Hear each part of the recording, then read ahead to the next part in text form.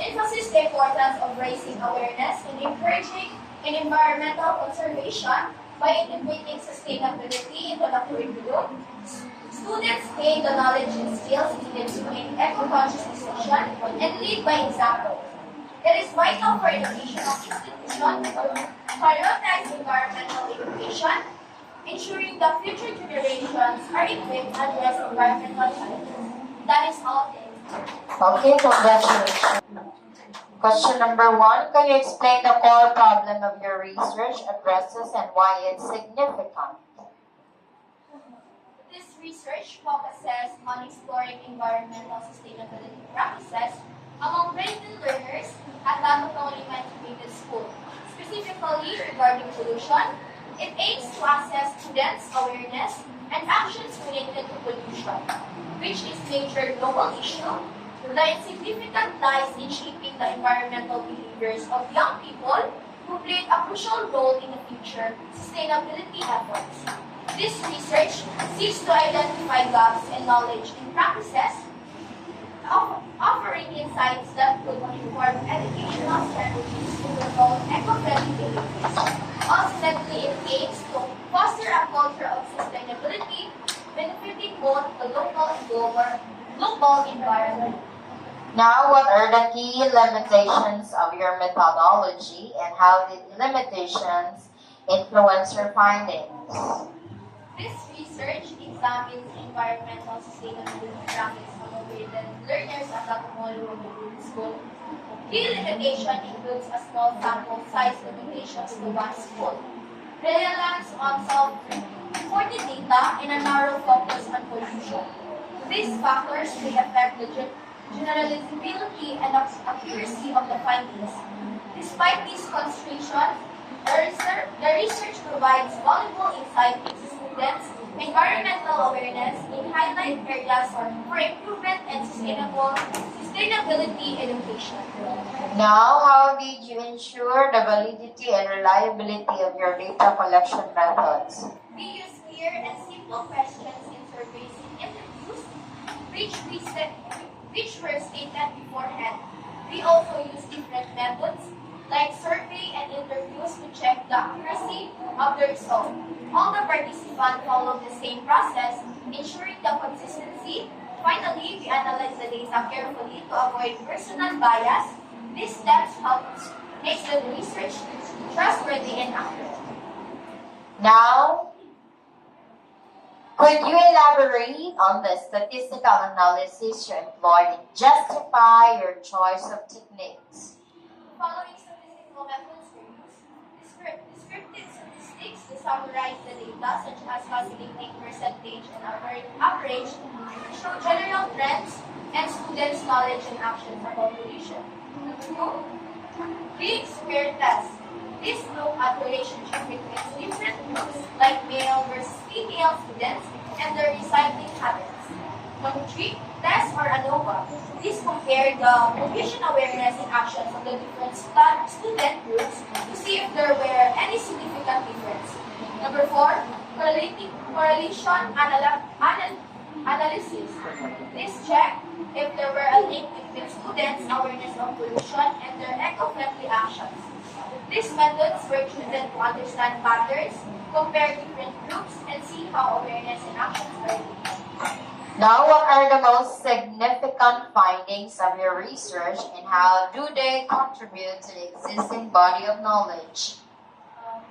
But only a few took part in the actions. Students in groups focused on sustainability were more likely to practice their behaviors. The study also showed differences in awareness based on gender or age. This research adds to what we know by offering local insights, pointing out the gap between knowing about pollution and acting on it, and showing that peer influence and community involvement help encourage the sustainability practices.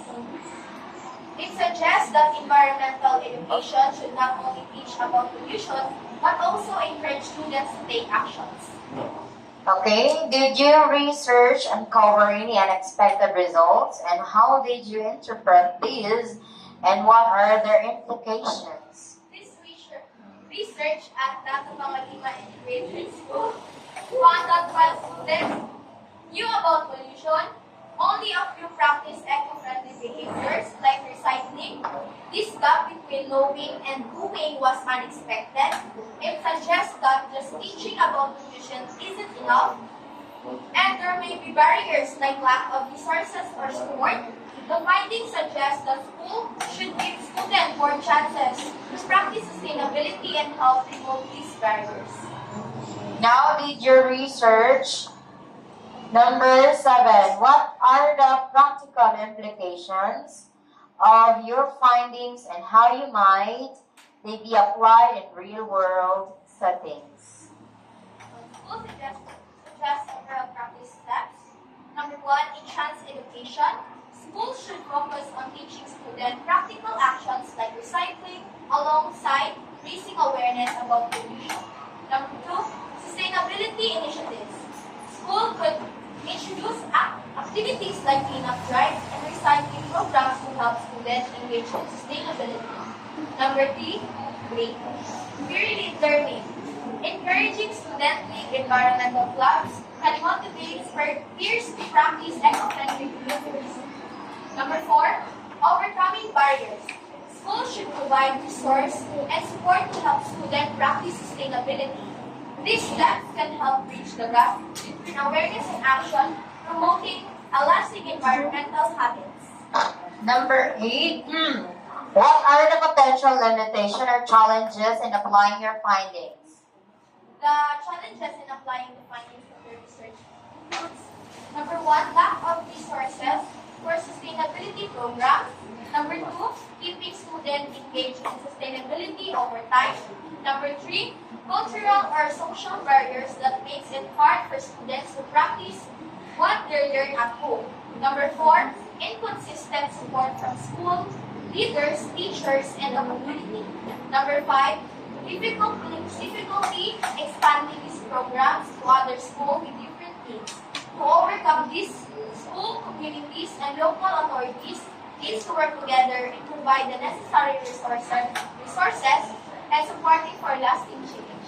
Okay, number 9, what are the next steps in this line of research and what future studies would you recommend based on your findings? Future research could focus on long-term studies to see if students' behavior change over time.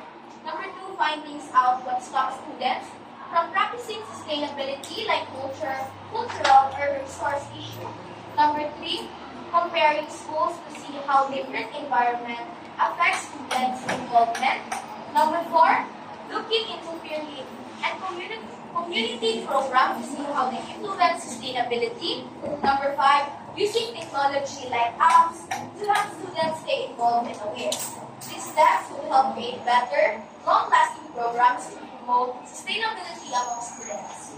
Okay, last question. How would you respond to criticism that mention any specific potential criticism relevant to this research? A possible criticism of the research is that it focuses on just one school, so that findings may not apply to all students.